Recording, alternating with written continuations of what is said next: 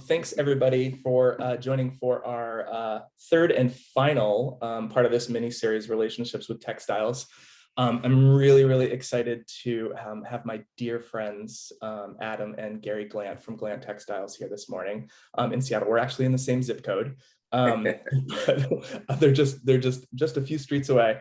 But yeah, I'm really excited to have them here. A reminder at the beginning of this, before I forget, we are giving away 2 books.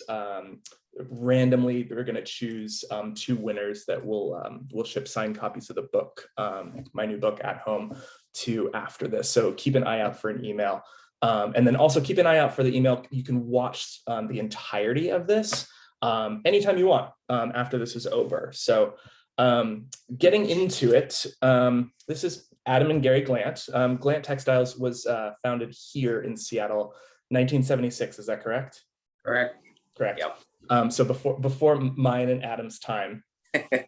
Yes. And it was started by Gary here, here in Seattle, which I feel like, I mean, I know it's from Seattle, but because Seattle's such it's a small city trying to be a big city, I feel like that part of it doesn't get amplified. And I love that this company that exudes so much classicism and luxury and just amazing quality is from Seattle, and it's just right down the road. It's just amazing. And so we're gonna sort of dig in, just like the Romo talk and the Zach talk, about all of the background information about Glant Textiles. The stuff that you don't really know when you walk into a showroom and you see, or you use these fabrics on your projects. And I feel like that's the stuff that really sort of, brings a line like Glant Textiles to the forefront. And there's stuff about technology, and there's stuff about, travel. And so we're going to get into that. I'll just tell a quick anecdote about how I sort of became familiar with Glant. One of my first jobs in the industry, I was living in Portland, Oregon. This is about 14 years ago. And I worked for a showroom called Wayne Martin, which is no longer. And they represented Glant along with Clarence House and Larson, Romo even as well. And Glant was one of these lines that just stuck out. And I can't remember if it was the first year or the second year I worked there. I was the sample librarian that Gary came down to do show the new spring collection for designers there. And, I think it must've been the first year, because, Glant is subtle. You really have to sort of you have to experience it. You have to be on a sofa and understand, or you have to be a designer that really knows quality to understand Glant. And after that presentation, it was just kind of immediately hooked with the technology, the history, the quality, and all of Gary's stories about that. So that's kind of my history. And then I moved to Seattle and randomly met Adam, and then started my firm and started using Glant Textiles, and now they're part of my family. And yeah, so it's just kind of a really great little circle. But I guess same question for both of you, and you can decide who wants to talk. But how did you come into the world of textiles? Where did this come from? Well, in the early 70s in Seattle, I started a small group of stores that were primarily selling Marimekko. And it was in the days of taking those fabulous, colorful prints and stretching them on bars and using them as art or banners or interior fabric. And the concept grew. And by the time I had several stores in off locations, the first location was in Seattle on Broadway, across the street from our iconic hamburger hangout called Dick's. Yeah, amazing. But it was a great building, and the concept was wonderful because it was on the first floor.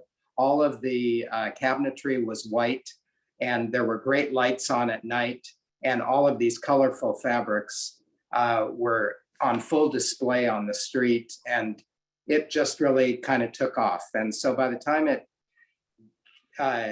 became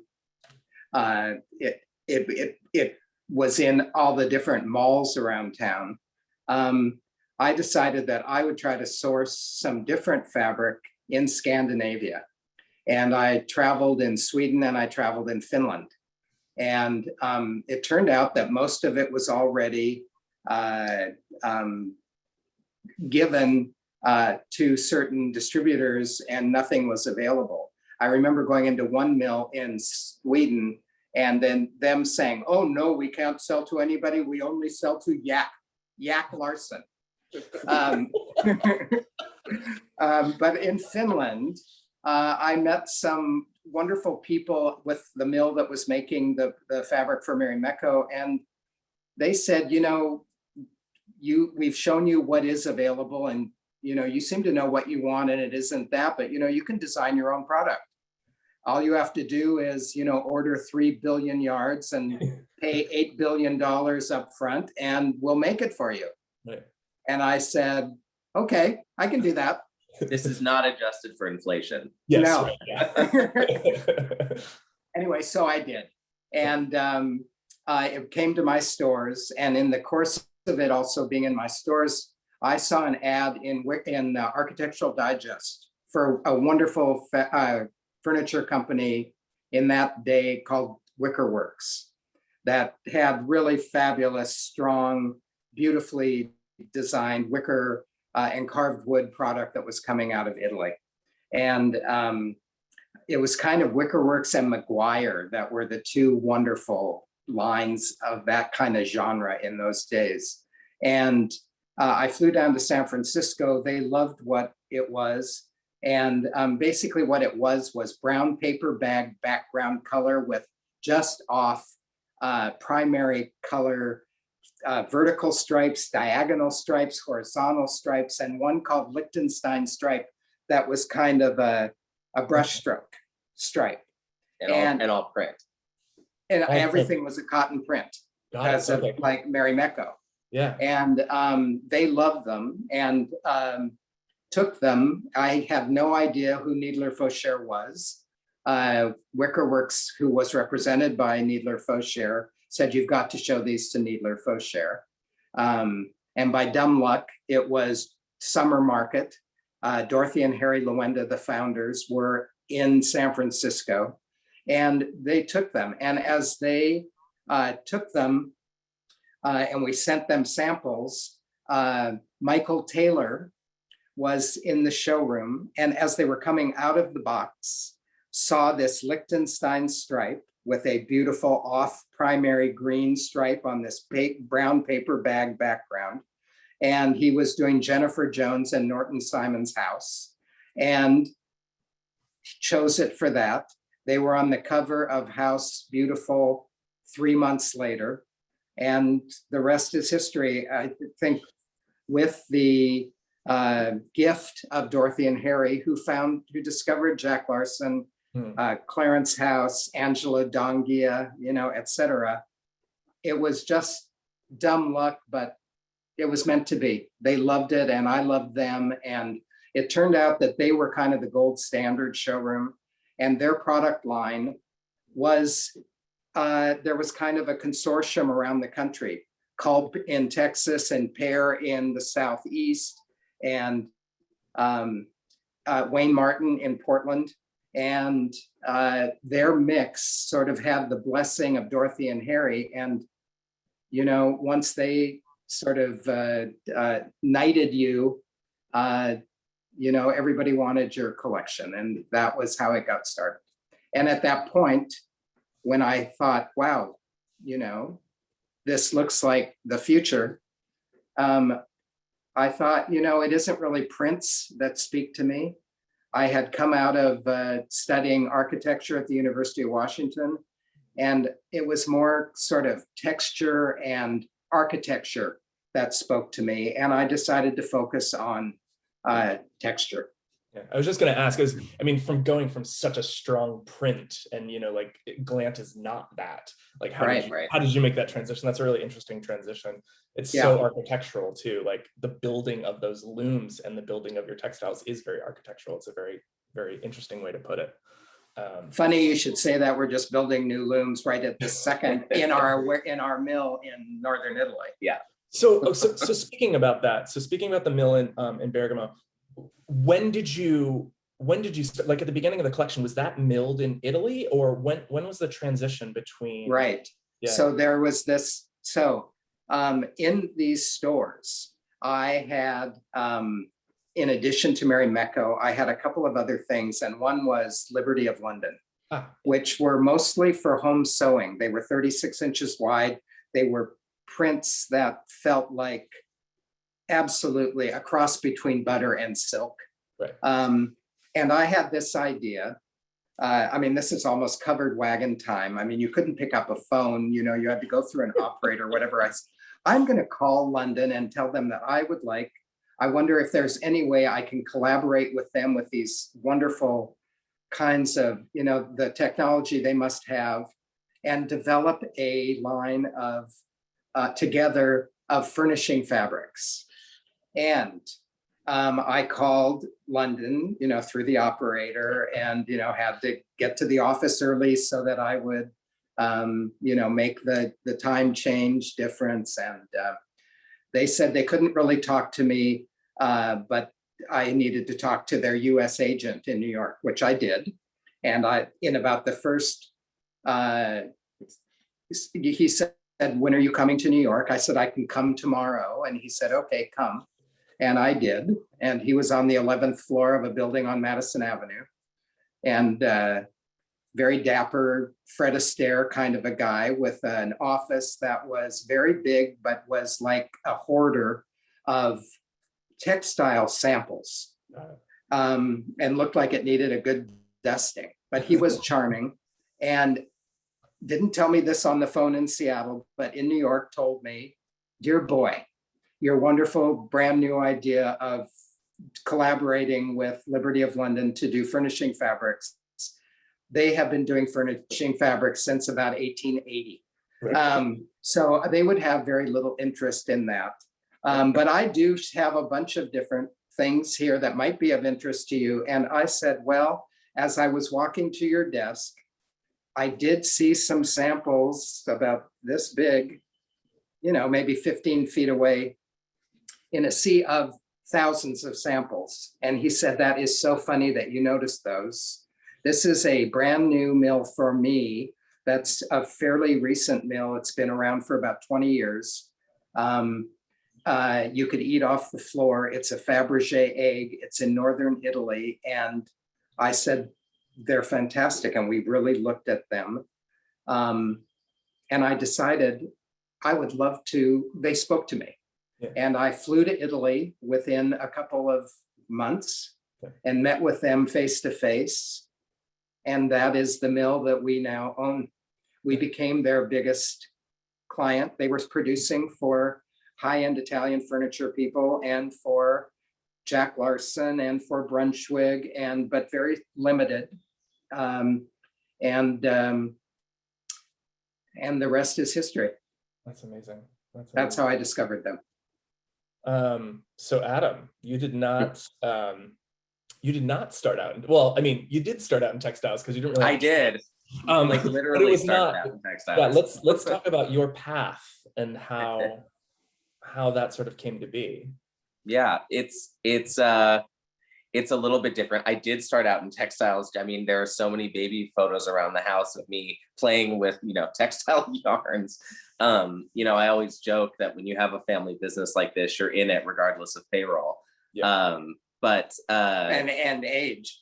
Yeah, that's true. That's true. Although there was no child labor.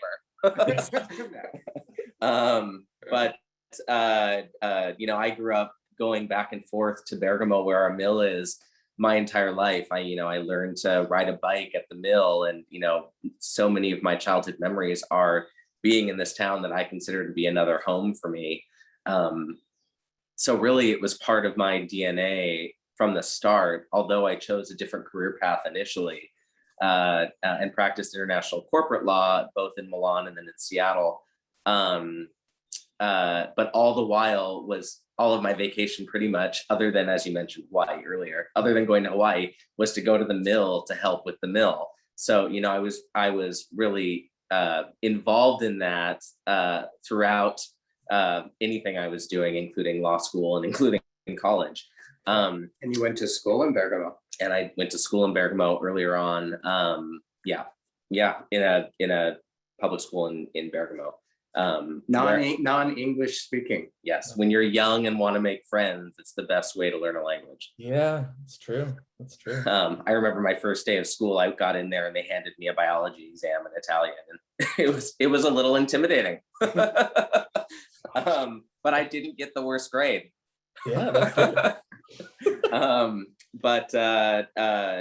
So I practiced international corporate law, but all the while I was going to the mill. And, you know, to be completely honest, I was missing that creativity that I took for granted growing up in the industry and having it be around me all the time. I took for granted that not all business is creative in the same way.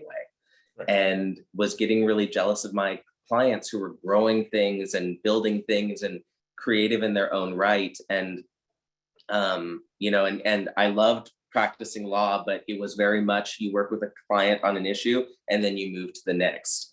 And I made the decision about 10 years ago to make the switch and to join the family company. And it's been a wonderful decision and I love it. Yeah, that's great. That's awesome. So one thing I talked about with Emily from Romo and Zach was about, you know, like your lead time for design. You know, it's not instant. You're working on these collections usually. Like, are you guys 18 months out usually? Yeah. So we are. And as a creative, you know, like you have this like 18-month lead time and you have to be excited about it the whole time, or, you know, you have to be excited about it the whole time. Like what is that like? You know, like what keeps you sort of like in it? What keeps you, and that could be like, the question could be like, what keeps you in it during the day-to-day? Like what, yeah, that's sort of, it's not an easy task, you know, and where does it start? Well, don't forget that in that 18 months, you're doing 2 other collections. Right. You know, it's like aging wine. And in addition to that collection for 18 months, you're also developing other new product that is for the future, or maybe even if you do come on something, you can really rush it to make it happen for a sooner collection. But you're constantly feeding that reservoir of possibilities for collections, because your textures, the way that we design, we are first dealing with the concept of the patterning, and then we are custom spinning our own yarns and custom dyeing our own yarns, and then we are testing everything because it has to meet certain test criteria before it gets the sign off to go into the collection, at which point then we start color work. But during that whole 18 months, we're doing that for 3 collections. And so by the time a collection comes to the front, you know, it's almost like you're so far ahead of it that it's a surprise, because it's a surprise anyway. You have never seen it actually coming off of a roll. You've seen small samples of it in a lot of cases. In a lot of cases for us, we don't see samples of it. We see samples of the yarns for color work, like, you know, people I think who are not involved in that end of things. You can have for any color. I mean, it could be beige, it could be red, it can be any color. We get samples of various gradations of that color we have chosen, where it is slightly black, it is slightly yellow, it is slightly green, it is slightly red, it is slightly brown. And we nuance it from there as yarns. as yarns. Yarn, it's not even the fabric, Yeah. which is like Yeah. insane. Because I think about like certain fabrics where it's, you know, there's this background of say a red or a green, but then there's Yeah. everything on top of it. And so you're Yeah. choosing the yarn, Yeah. having to And think. multiple yarns in one Well, texture. Yeah. Yeah, and multiple yarns in one texture. And the reason we do it this way, and a lot of people don't do it this way, is for a few reasons. One, we're spinning our own yarns. Right. Two, we do all of our own color forecasting. So we're not taking yarns, you know, or colors that are just readily available. But also the way that we actually produce our fabrics, where they're essentially handmade, makes it a more labor intensive process, also a higher quality product, but a more labor intensive process. So to get that sample, if you want it woven, you have to spend 8, or not you or me, Yeah. but it would be a week for me. And I have worked in mills in high school, so I know how long it would be for me. But you have to set 1,200 to 2,400 yarns across the warp and hand thread them through a needle and tie them to the yarn in front. And you have to do the whole warp setup to get the sample. So that's why we work with the yarn colors, is because we put the same heavier, thicker, fancier yarns that often are just in the weft, which is the horizontal, also in the warp. And that's what takes so long to create the samples. Gosh, it's just, yeah, it's so incredible. Because I've heard you tell stories about like specific fabrics, you know, like over Yeah. just like the amount that goes into it. And it's just, it's so much work, but it's truly, It's so much fun. It's Yeah. so much fun. it's, And you it's- know, I'll tell you, when you finally get that product in your warehouse, Yeah. and you have it rolled out on a table that's maybe 70 feet long, because we do all of our own sampling right. on our premises, and you see 50 feet of the fabric, and you feel it, and you can see it, and you just go, wow, It comes to life. this is why we do this. Yeah. So has what you, I mean, Glant is a small company. Has what you, and you've both done everything, you know, in the company, has what you do, because obviously like in a company like me, there's certain things that I really like to do, and then there's things that I have to do. Where, I'm always interested, especially in, you know, small business owners, like where the things that they get up and they immediately want to do versus the things that they have to do. Like where are your strengths? Like what are the things that you really like to do, you know, and how does that, you know, like how are those things adding to the company? I think I would imagine it's fairly similar between the two of us, but you know, the creative process, the design process obviously is one that we love, and one that I would say consumes us in our everyday. You know, it's not that you just think of it during a design meeting. It comes up, you know, in conversations, whether we're at a family dinner, whether we're traveling, I mean, anywhere. And it's an ongoing, you know, conversation, if not a living organism of itself. I'm going to butt in right here. One of the things that is really fun is when you go into a restaurant in Tokyo, Yeah. or a hotel in Paris, and without knowing it, you know that this is what's going to happen. You spot your product That is true. in that space. I mean, that is really one of the Completely different highlights. context, right? Yeah. That's a fantastic moment. Yeah. That is. I had that in college actually with the restaurant on campus, which was very fun. That's so funny.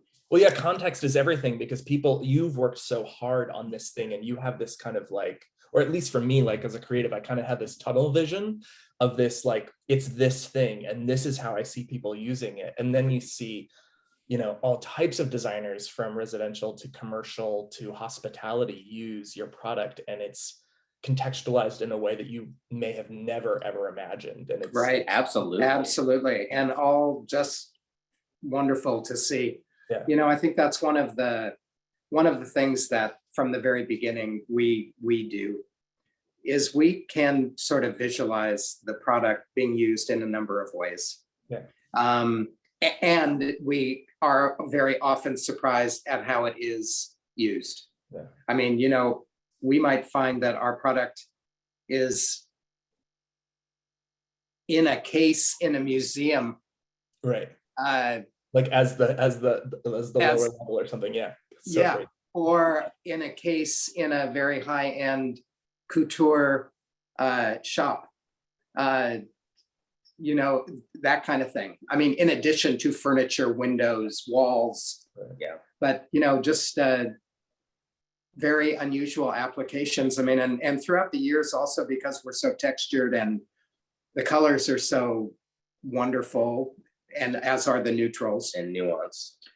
We get a lot of contact from fashion people wanting to, you know, talk about maybe using it in that way, which is also highly flattering. Yeah. But to my dad's point, we do in all of our design conversations, you know, we spend a great deal of time talking about who the end user would be for this and who the designer would be for this. And, you know, sometimes where we really play with the nuance of color, we often will introduce something potentially in very similar colors, but we think that designer who's using that might be so different. And, you know, sometimes people say, gosh, it's almost the exact same thing. Why would you do both of these? And in our conversations, these go in such different applications that's why we do that. And we're still surprised when we see often the context of how things are reimagined. And if you're trying to nail a specific neutral, you know, there is such nuance between, you know, these 10 things that a lot of people would say, my God, they all look exactly the same. Right. But they're not. Yeah, they're not. And they don't. Yeah. Anyway, they're not. Speaking of color, just because this is something that's like, I think, is really specific to Glant and how you show it in showrooms. And I have no idea why this hasn't caught on, because it honestly makes looking through your collection that much more easy, is the color collections. So you can look at Glant in a showroom. For people that haven't, you know, been in a showroom and seen Glant, is you can look at it in two ways. You can look at it, you know, through all the collections, you know, by pattern and see all the colorways, or you can go and I want to look at all the red fabrics, and you can see every fabric that comes in red or blue or green or whatever. And it's a really interesting, as someone who, you know, is maybe going to a showroom and building a room based on three colors in a scheme for a room, it makes it really interesting. And honestly easier to shop. Why did you do that? Also, like, why don't you think that has caught on? Well, I think one of the reasons why we do it is because over the years, you know, we didn't set out to do that, but over the years, with so much attention paid to color and to the nuance of colors, it was really, and also personally at the beginning, you know, I would design various qualities of product in collections that were from very lightweight to heavyweight to medium weight to very textured to non-textured in the same color, in case somebody wanted to do a monochromatic, so that a red could almost become a neutral. You know, and by the time the collection, it took a long time to grow the collection. They're very expensive to create and to inventory. And, you know, when we got up to, I mean, right at the moment, you know, the collection has about 2,000 SKUs in it, which is about 400 textures and then all their colorways. But at the beginning, when the collection probably was around, I don't know, 800 SKUs, 1,000 SKUs, the textures themselves are wonderful and, you know, and grabby. But people shop also by fiber. People shop also by color. And it just became, you know, sort of, we want always to be a toolbox for designers to, you know, use our product like they would a toolbox to create. And it was a way that made it easier, but also to show off the uniqueness of Glant, the breadth of color and the nuance of color, that if you put all of your reds, as you say, together, or all of your periwinkles together, or all of your creme cognacs together, or all of your beiges together. Whatever, you know, beige. The nuance of all of that, I mean, it's almost mind-boggling. And, you know, to have the impact of that, you know, you have to have the size collection And the depth of color nuance to really accomplish it. Yeah. And I think that's also why it hasn't caught on as much, is because, we try to be really true to who we are and be the best at what we do. We're not trying to be anybody else.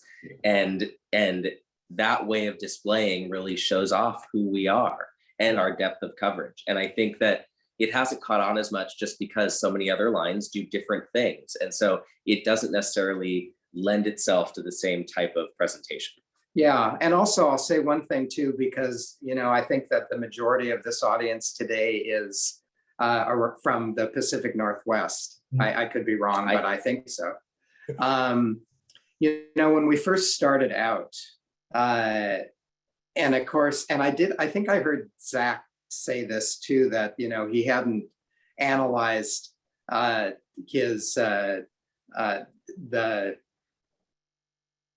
he hadn't really analyzed whether or not he had a great chance of this being a success. Because I think if you did a really great study of it, you would realize that the odds were you wouldn't be a success in this, because it's a tough business. And, there are a lot of moving parts to it. And I never imagined not being successful in it. And it also happened incrementally. But I remember at the beginning, some of the naysayers saying, we're reading your future and it's not gonna make it because you're not doing this in New York, and you have to do it in New York because you have the press and you have the population and you have the designers, et cetera, et cetera. And you have the sort of major number of people who do what you do there. So, people are used to it. Yeah. And I never took that very seriously or to heart. I actually, and this is before cell phones, before faxes, before computers. There was electricity. But the fact that we were here and not being influenced by anybody, not walking in and out of the D&D building in New York going, oh my God, they're doing cabbage roses. I think we need to do cabbage roses. Oh my God, they're doing, blah, blah, blah, blah. It was all very, very fresh. And of course, it was a bit different too than New York, whose influence was coming from Europe. Our influence here was coming from Asia. And in particular, my influence from childhood. Adams Italy was my Asia because of the business my family was in. And we had a lot of Asia growing up, including a lot of wonderful Asian kids living at our home. And I was very impressed from the very beginning with the Asian, almost everything, including aesthetic. And my influence not only was the Northwest and spending a lot of time in nature as a child and not even realizing how much that influenced me, just because of silly little games I would play where I'd take a little square like this with my fingers, and while I was playing alone in my wonderful garden I grew up in, I'd be checking out a little group of leaves, and I'd be focusing on what the texture was, what the patterning of it was. Then I'd move over here to the grass and focus on what the patterning was. And, it was just for fun, but I had no idea that I was teaching myself. I understand that. I understand those sort of going back to childhood and realizing the things that you were doing that may have seemed weird or are very representative of what needed to happen as sort of a burgeoning creative to then create. Yeah. And to have a family that supported that. Yeah, totally. I think it's really interesting point too about Seattle. I get asked all the time, why don't I live in LA or New York? A lot of it comes down to my first answer is quality of life. I don't feel like I need to sort of be anything but myself here in Seattle. And I think that's really important. And as a creative, up until recently, I feel like we were all kind of creating in a bubble. The internet has changed that a lot too, but now there's kind of this these eyes, from New York and from LA and from Europe, like on the Pacific Northwest, because what gets created here, is kind of created in a bubble, and it is created in a way that is different than other places, because it's a smaller pond. We're not constantly trying to keep up with other people or try to be anything that we're not. And I think that's really, really important. And I think, in regards to Glant, it's so interesting. I think of Glant as very fashion forward in one sense, because a lot of the textures just are so luxurious, but then at the same point, it's not fashion. Glant is completely, because it is not about trend. It is not about, it is truly just on its own. Well, and I think, it kind of, that piggybacks a little bit on what my dad said. And, a lot of the aesthetic he's talking about from Asia is specifically Japanese. Right. And I think similar to what we do in the Northwest, that the Japanese aesthetic does, is it brings nature indoors. And I do think that a lot of the creatives in Seattle and in the Pacific Northwest really do just that, because we're surrounded so much by nature. And what's really fascinating is that same concept of bringing nature indoors, and nature itself with its clean lines is very similar to an Italian aesthetic.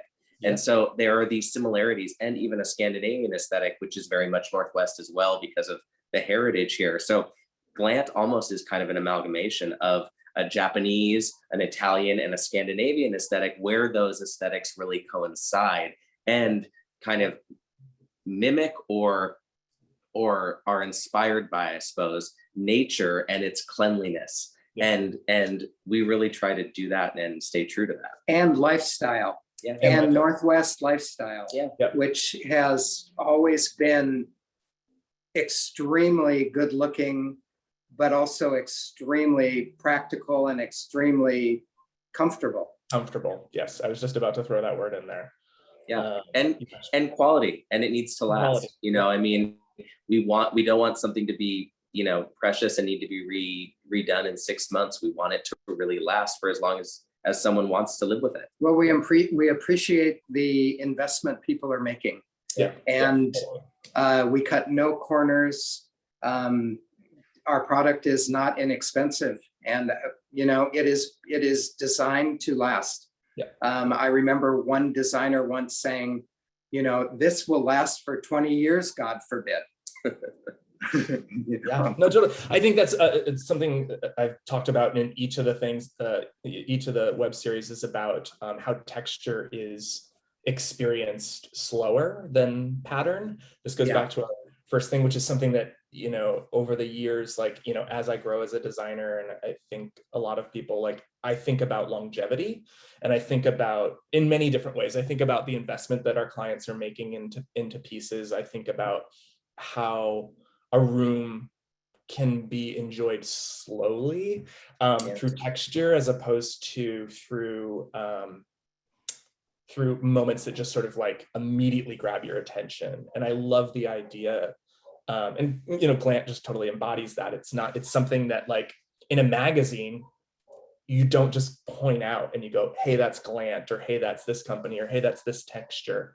It's something that you have to experience. It's something that you have to understand. And once you do, you understand why it needs to be part of your sort of design tool belt.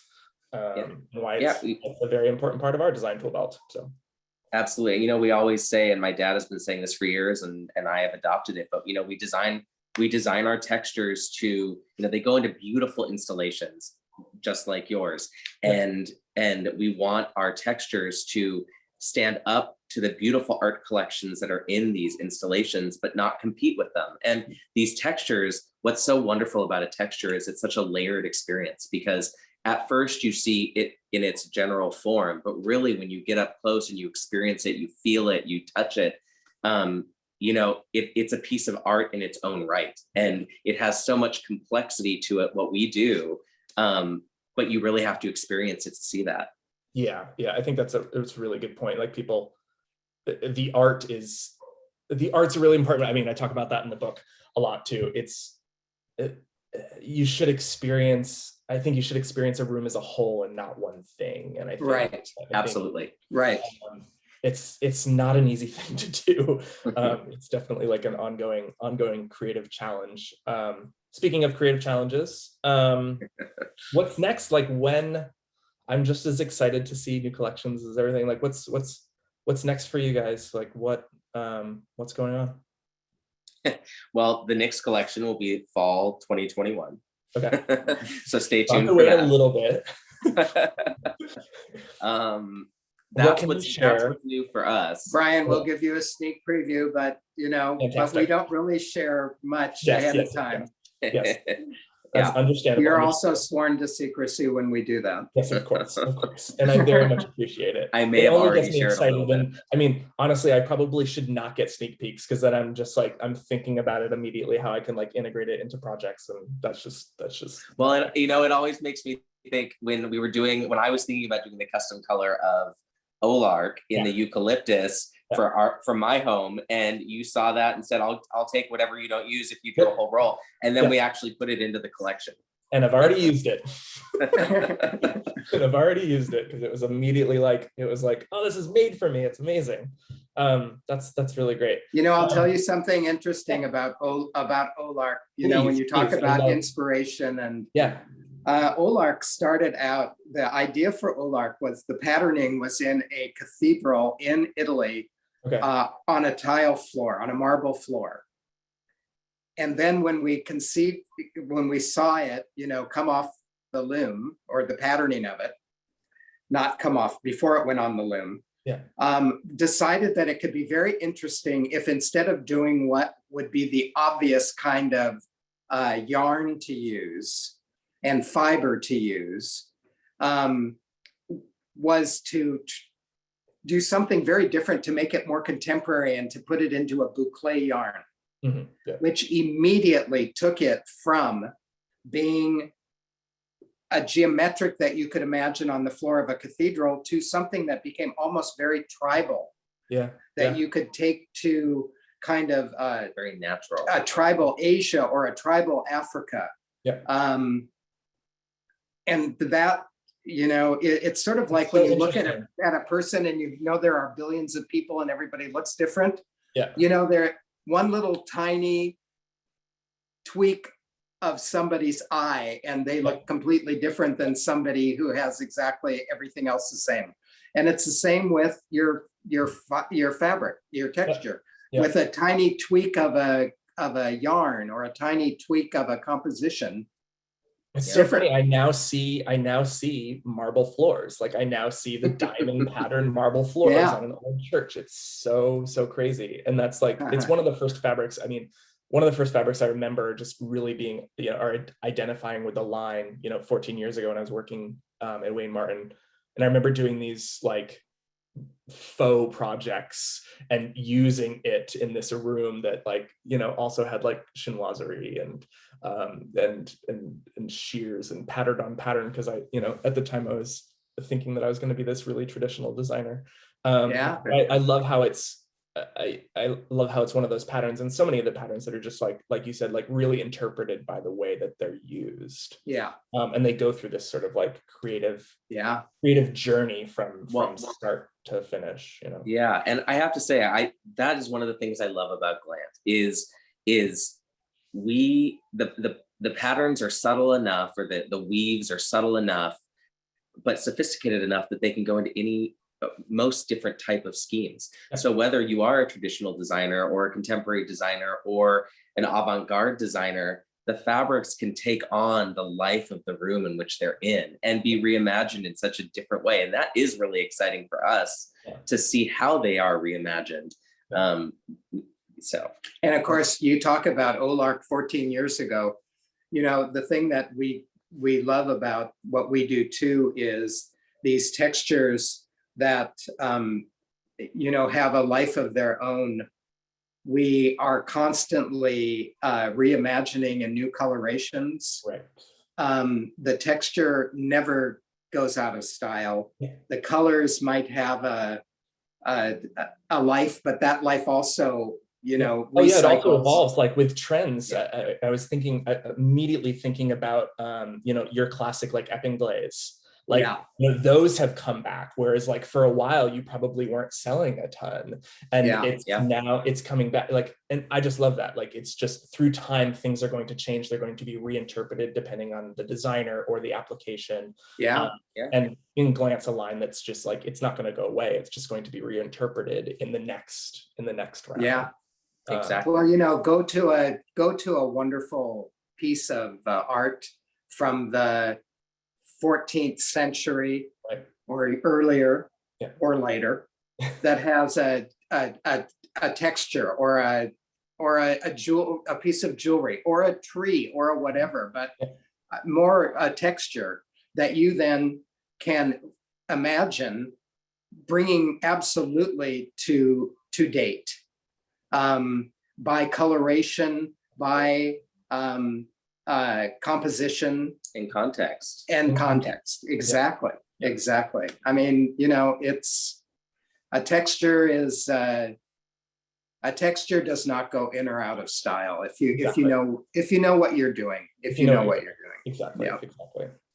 Well, gentlemen, this has been better than I could have expected. I love spending time with you. I love learning more and more every time we get to spend time together about a company that I really, really value in the industry and also just personally. I want to remind everybody that you can watch this thing again, over and over again. You'll get an email link from us, and I want to thank this is the last part of the web series. I want to thank everybody who's tuned into any or all of them.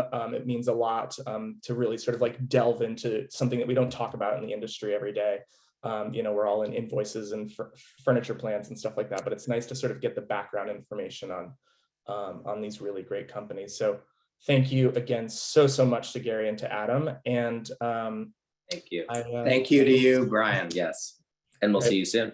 Yes, we'll see you soon. All right. Thanks, everybody. Bye. Bye-bye.